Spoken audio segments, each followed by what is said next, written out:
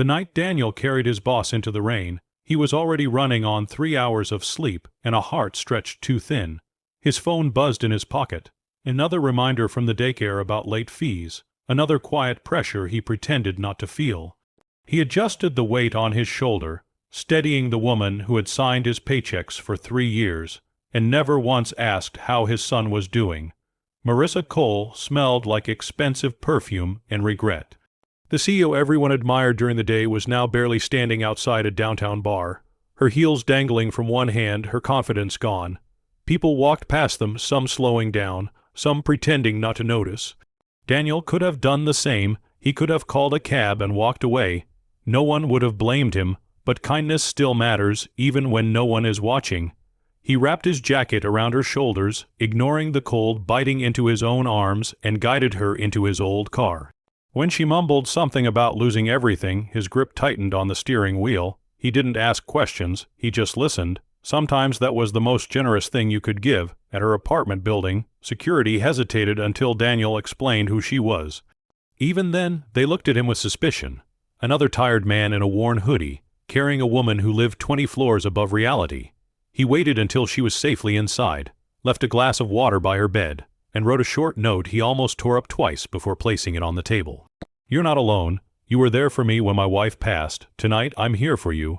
He didn't expect her to remember. Drunk nights disappear easily. Powerful people forget faster. The next morning, Daniel showed up to work early as usual. Coffee in one hand, his son's lunchbox in the other. He kissed the boy's forehead before dropping him at daycare, then drove to the office, rehearsing apologies in his head for things that hadn't happened yet. At 9:07 a.m., his manager asked him to come upstairs. The boardroom was full, too full. Marissa sat at the head of the table, composed, sharp, every inch the woman magazines loved to quote. Daniel felt his chest tighten. He wondered if he'd crossed a line, if helping her would somehow cost him the job he couldn't afford to lose. She looked at him for a long moment. The room was silent. Then she stood. "I didn't forget," she said calmly. "I chose not to." Everyone turned toward her. She told them everything. About the bar, the night, the jacket, the note. About the man who didn't film her, didn't ask for anything, didn't treat her like a headline waiting to happen. She spoke about loneliness at the top, about grief she'd never processed, about how someone with nothing extra still gave her dignity. Daniel stared at the floor, his ears burning. Marissa walked over and placed his jacket, now cleaned and folded, on the table beside him. "This company talks a lot about values," she said. "Today, I want to reward someone who actually lives them." She announced a promotion, a raise, flexible hours, childcare support, but the real twist came later when she asked Daniel to stay behind.